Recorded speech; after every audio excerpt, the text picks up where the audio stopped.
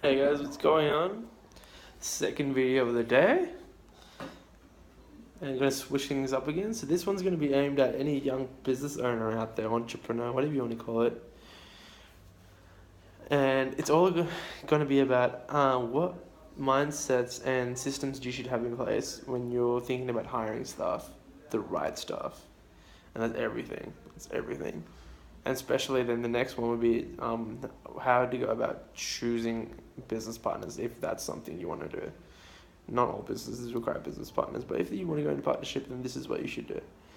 Okay, I've done a lot of reading, and then I'm starting 3 businesses, so this is what, and I've talked to a lot of my mentors, so I'm just putting this out there. So staff is very crucial. I've seen a lot of young friends of mine who are in business make big mistakes when they're hiring sales staff, especially the sales staff who are the bridge between the company and the client. If you hire the wrong people there, you're breaking connection between you and the client.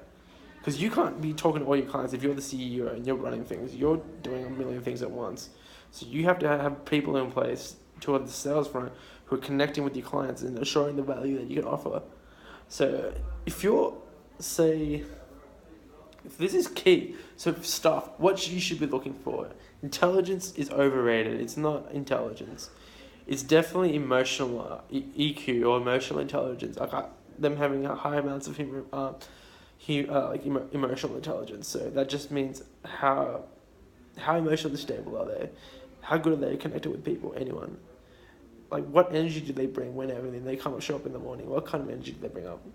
How reliable are they? So these are other traits. So this is an emotional intelligence. How reliable are they? Are they punctual? So my mentors, what they've taught me, my business mentors, is that if you're in a job now, if you're a CEO, this is tenfold. But if you're in a job and you're trying to progress in your career, you should be coming to work half an hour to 45 minutes early, and you should be leaving half an hour to 45 minutes late because you're spending extra time figuring out how to create, add more value by solving small problems for your manager, your workforce. So are the people you're hiring, are they of that caliber?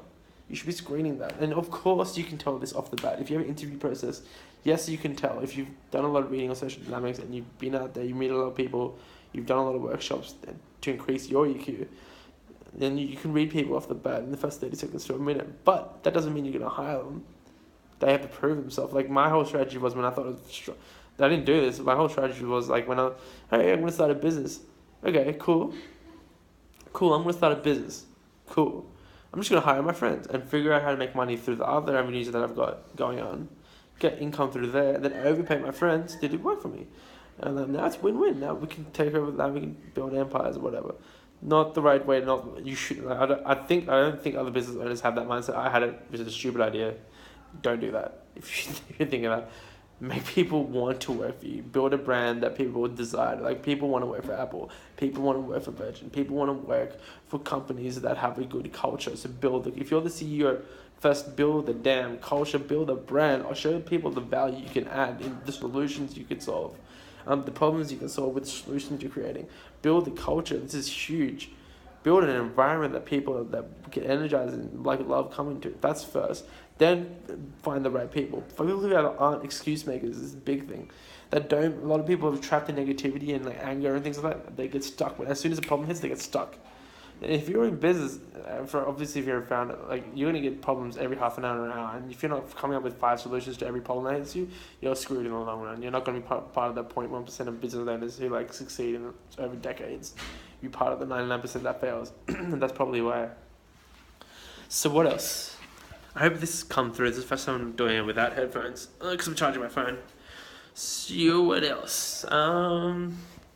So yeah, so stuff. Have a strict interview process. I would recommend people just work with them one on one for a while without telling them about the business opportunities for free, and engage how creative they're, how innovative they're, how what the work ethic's like, what the energy level's like, what the level of passion's like. Do they have things going on for them outside of work? Are they coming to you for work because they want you to save them in life through money?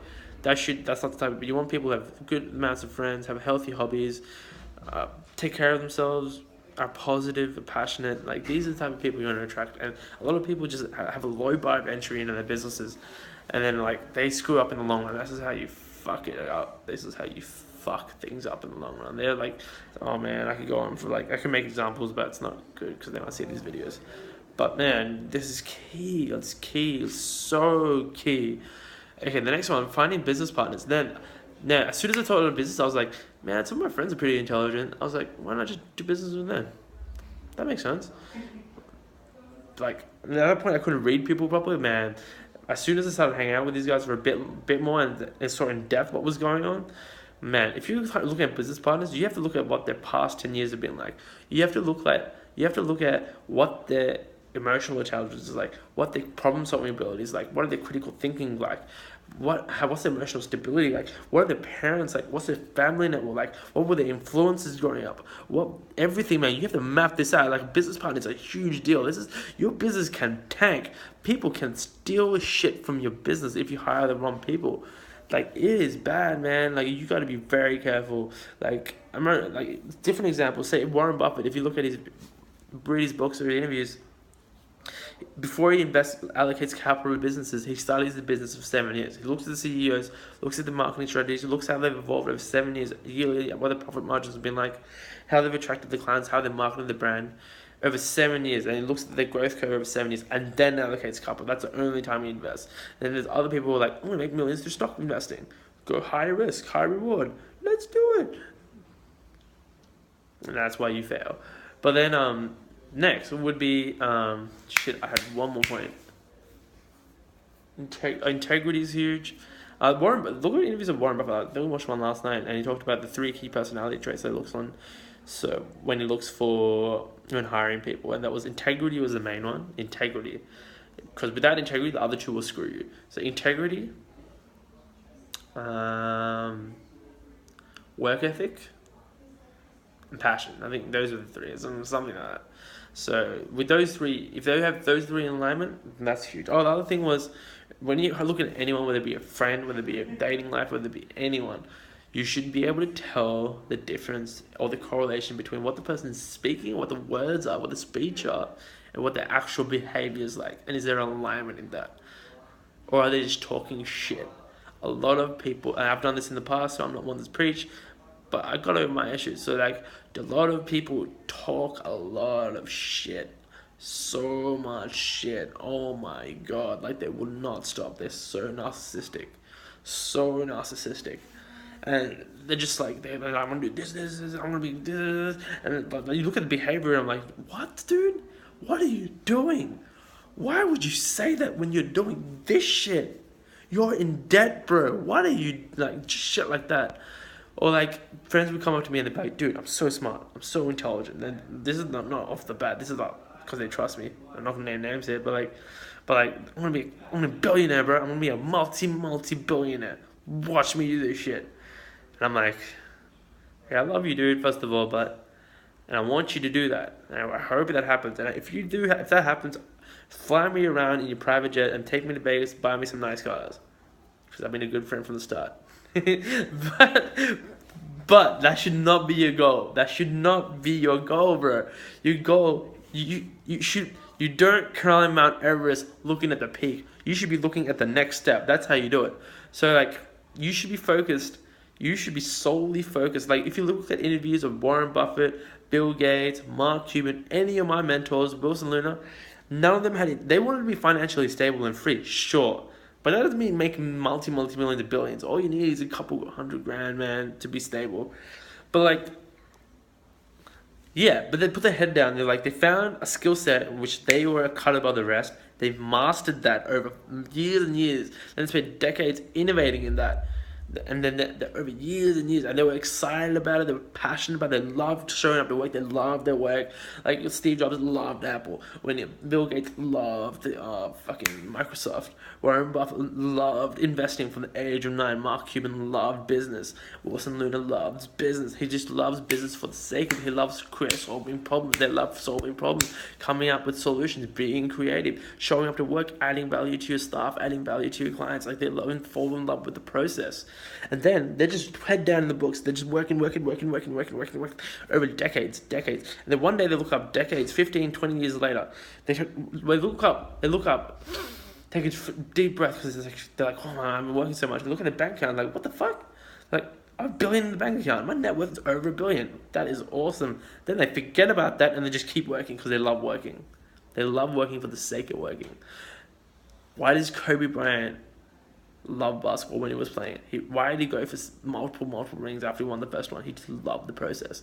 He loved the game. But same with Michael Jordan. They loved the game of basketball. They fell in love with the process. Same with any elite surfer. Same with any elite athlete. Why do some athletes make the transition between sports and business very easily? Because it's the same level of work ethic and passion required, and discipline, and like just being a problem solver, and like going over your ego and shutting down your ego and not listening to the negative thoughts in your head, just doing it and taking action, and they know it's long-term success. They're not doing it for the short run. A lot of athletes a lot of rappers and shit can transition to entrepreneurship just because it's the same mindset. Yeah. And